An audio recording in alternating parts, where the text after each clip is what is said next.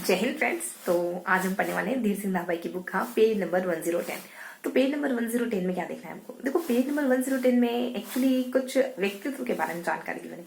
तो बेसिकली जो बच्चे नए जुड़े ना उनको बता दूं कि इस वाले सेशन में सिर्फ और सिर्फ कन्वर्सेशन के थ्रू बातों ही बातों में कुछ नया कॉन्सेप्ट सीखने की और चीजों को याद करने की कोशिश करते हैं। ओके, तो आज वाले सेशन में हम फ्रायड के बाद जो वैज्ञानिक आए जिनको हम मनोवैज्ञानिक आए जिनको हम नव फ्रायडवादी के नाम से या फिर जिनको हम फर्स्ट फ्रायडवादी के नाम से या नव मनोविश्लेषणवाद के नाम से जानते हैं, नव विश्लेषणवाद के नाम से जानते हैं, उनको देखेंगे। इनके साथ इसके साथ ही हम कुछ थोड़ा सा आइजिंग के बारे में और थोड़ा सा केटल के बारे में पढ़ने वाले हैं। ओके, तो इस तरीके से हम कुछ कॉन्सेप्ट पढ़ने वाले हैं। देन तो क्या कवर करना है हमको? फ्रायड, नव फ्रायडवादी, आइजिंग और केटल, इन तीन मुद्दों को कवर करना है इसमें, है ना? क्योंकि हम इसमें देखने वाले हैं व्यक्तित्व के उपागमों को, व्यक्तित्व के सिद्धांतों को। तो व्यक्तित्व के सिद्धांत में हम इन दो अलग अलग व्यक्तियों के, जैसे कि केटल हो जाते हैं, जैसे कि आइजेंक हो जाते हैं, और उसके बाद कुछ विद्वान वो देखेंगे जो नव फ्रायडवादी है, फ्रायड के बाद आए। बस इतना सा देखना है, बहुत ही छोटा सा प्यारा सा सेशन रहने वाला है। देन सारी जानकारी फिनिश हो जाएगी जितनी भी इस पेज में गिवन है। ठीक है, इस तरीके से पढ़ने वाला मोटा मोटी मेरे कहने का मतलब ये है, बस थोड़ी सी इन्फॉर्मेशन इसमें गिवन है। ठीक, नव फ्रायडवादी, आइजेंक और केटल। देखो नव फ्रायडवादियों में 3 से 4 नाम आते हैं। उनके उनका क्या क्या मानना था, उनकी क्या मान्यताएं थी, ये देखेंगे, थोड़ा सा नजर डालेंगे। उसके बाद थोड़ा सा केटल के बारे में, थोड़ा सा आइजेंक के बारे में जानेंगे कि व्यक्तित्व लेकर ये क्या कहते हैं, नव फ्रायडवादी क्या कहते हैं और केटल और आइजेंक क्या कहते हैं। देखो आइजेंक व्यक्तित्व को 3 भागों में बांटने का काम करते हैं। कुछ कार्डियल गुण हो जाता है, एक केंद्रीय हो जाता है, और एक लास्ट में कुछ गुण करके होता है। कार्डिनल वो होते हैं, उस कैटेगरी के लोग होते हैं जिनके लाइफ में एक वैल्यू बहुत ज्यादा पीक पर होती है, जैसे महात्मा गांधी, अहिंसा, है। और दूसरे हो जाते हैं अपने केंद्रीय में थोड़ा उससे कम, लेकिन ये भी ठीक ठाक स्थिति में होता है उनके जीवन में, ये गुण भी ठीक ठाक स्थिति में मायने रखता है इस कैटेगरी गुण में, जैसे कि सत्यवादिता है ना, परोपकार है, ये सारी चीजें। लास्ट में आ जाता है गुण जैसे खाना पीना, उठना बैठना, ये सारे तरीके गुण में आ जाते हैं। ये आइजेंक के अनुसार क्लासिफिकेशन, कार्डिनल है, केंद्रीय है और गुण है। ओके, थोड़ा सा बस इतना बार देखना है, केटल के बारे में देखना है और विद्वानों के बारे में देखना है। देखो मैं आपको बहुत ज्यादा डिटेल से नहीं बता रही हूँ, थोड़ा सा आपको बस ओवरव्यू दे रही हूँ, थोड़ा सा एक दूर से हम एक व्यू ले रहे हैं कि इस पेज में क्या क्या पढ़ना है। इसके बाद आप थोड़ा सा निगाह डालेंगे ना इस बुक की पीडीएफ पर, या फिर अगर आपके पास हार्ड कॉपी अवेलेबल है तो उससे आप थोड़ा सा रीड करेंगे ना, एक बार भी रीड करेंगे तो आपको चीजें बहुत ईजी गोइंग समझ आ जाएगी। तो देख लेते थोड़ा सा केटल के बारे में। देखो केटल कहते हैं, केटल व्यक्तित्व में 16 शील गुण बताते हैं। ये कहते हैं जो सामान्य व्यक्तियों को उसमें 23 होंगे और जो असामान्य व्यक्तियों को उसमें 16 शील गुण कुछ 12 शील गुण मौजूद होंगे। वैसे ये ना शील गुणों की संख्या 16 बताते हैं। अब ये इन शील गुणों को दो भागों में बांटते हैं। कहते हैं कि सतही भी होते हैं, कहते हैं कि प्रमुख भी होते हैं, गौण भी होते हैं। इस तरीके से प्रमुख और सतही, इस तरीके से कुछ ये 2 भागों में बांट देते हैं, है ना। तो इनके बारे में बस इतना कुछ आता है, और फिर इनके 16 शील गुणों के नाम भी बताए जाते हैं, लेकिन वो बहुत ज्यादा हम देखेंगे। और फिर उनमें देखो एक बताओ ना, तो एक आत्मविश्वास वगैरह हो जाता है, एक कुछ आत्मविश्वास, देन आत्म अनुशासनहीनता है, देन आत्म प्रेरित वगैरह हो जाता है, देन शंकालु है, देन कुछ स्व प्रेरित शंकालु, इस तरीके के कुछ 16 शील गुण है ना। मैं तो आपको सिर्फ आइडिया पर दे रही हूँ, इस तरीके से कुछ 16 शील गुण यहाँ पे गिवन है। तो बहुत ज्यादा तो जानना नहीं, बस हमने इतना ही जाना कि केटल ने कुछ इतने गुण दिए हैं, और ये इतने सामान्य व्यक्ति में बताता है, इतने असामान्य व्यक्ति में बताता है, और इन गुणों को इसने 2 पार्ट्स में बांटने की कोशिश करी। ठीक है, बस इतना ही देखना था केटल महोदय के बारे में। 16 कारक प्रश्नावली दी केटल ने। ठीक है, इसके बाद थोड़ा सा अपन निकाल डाल लेते हैं नव फ्रायडवादियों पे। तो देखो नव फ्रायडवादी में हमको क्या पढ़ना है? नव फ्रायडवादी में 2-3 नाम आते हैं, जैसे कि हैस करके ध्यान रखेंगे। हाँ से कुछ हॉर्टमैन है, हॉर्नी है, ऐसे अन्ना फ्रायड है, एडलर है, एरिक फ्रॉम है ना, एडलर पे आ जाते हैं, और ऐसे अपना आ जाता है कुछ सल्लीवान करके। ये फ्रायड से अलग विचार रखते हैं। इनका मानना है कि देखो सुल्लीवान कहते हैं कि अगर जब आपके रिलेशन अच्छे नहीं हो ना, रिलेशन में संचार कम्युनिकेशन अच्छा नहीं होता है, तब आपका व्यक्तित्व विकृत हो जाता है। और कुछ विद्वान देखो सुल्लीवान तो ये मानते हैं, और कुछ इनमें से ऐसे विद्वान है जैसे कि अपने कैरन हॉर्नी करके एक महिला साइकोलॉजिस्ट है, विद्वान नहीं साइकोलॉजिस्ट है।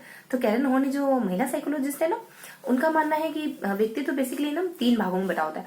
या तो आप विरोध करते हो, डट जाते हो, या फिर झुक जाते हो, या फिर कुछ असंबंध करके बताया गया ना। तीसरा बिल्कुल ही अलग पोर्शन बता दिया इन्होंने, तीसरा वाला जो पार्ट है ना बिल्कुल ही अलग बता दिया, जुदा बता दिया। कुछ सोशल करके, असामाजिक करके बताया इन्होंने, कुछ इस तरीके से बताते हैं। ठीक है, और इसके साथ देखो मैं बहुत ज्यादा तो स्पष्ट नहीं बता पा रही हूँ आपको, लेकिन एक ओवरऑल आइडिया दे रही हूँ ना। तो इससे क्या होगा कि आप जब इस बुक को रीड करोगे ना, तो चीजें आपको क्लियर जल्दी हो जाएंगी। ठीक है, तो एक मोटा मोटी समझ लो, एक माइंड मैप क्रिएट हो जाएगा इससे, है ना। एक ढांचा बन जाएगा कि क्या क्या है पेज नंबर 1010 में।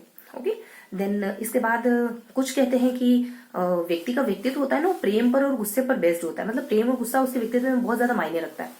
और ये नव फ्राइड वैल्यू की विचारधारा बता रही हूँ ना। और कुछ इस तरीके से कहते हैं कि व्यक्तित्व 3 प्रकार का होता है। एक है ना, एक विद्वान होते हैं हमारे, वो कुछ एक इनमें से कोई एक विद्वान होते हैं, उनका मानना होता है कि व्यक्ति है ना सामाजिक लक्ष्य प्रदान होता है, उसके जीवन में लक्ष्य बहुत ज्यादा मायने रखता है। तो ये जो नव फ्राइडवादी थे ना, क्या पता चल रहा हमको कि इनकी विचारधारा फ्राइड से बिल्कुल जुदा थी, है ना। तो इस तरीके से हमने इस पेज को एक थोड़ा सा समझ लिया 1-2 मिनट में। तो क्या देखा हमने जाना आइजिंग के बारे में, हमने जाना केटल के बारे में, हमने जाना नव फ्राइडवादियों के बारे में, सिर्फ नाम देखे, सिर्फ इतनी सी इन्फॉर्मेशन ली, ठीक है। तो आइजिंग कहते हैं व्यक्ति 3 तरीका होता है, कार्डिनल है, केंद्रीय है, गुण है। कार्डिनल गांधी जी वगैरह आ जाते हैं, केंद्रीय में कुछ परोपकार की भावना है ना, सत्यवादिता, ये सब आ जाती। और जो केंद्रीय ना, खाना पीना उठना बैठना, ये सब आता है इसमें। आइजिंग के द्वारा ये 3 क्लासिफिकेशन। केटल 16 पीएफ प्रश्न, मतलब 16 कारक बताते हैं, 23 और 12 में कैटेगराइज करते हैं, 23 सामान्य में, 23 साधारण इंसान में, अगर 12 असाधारण इंसान में हो जाएगी।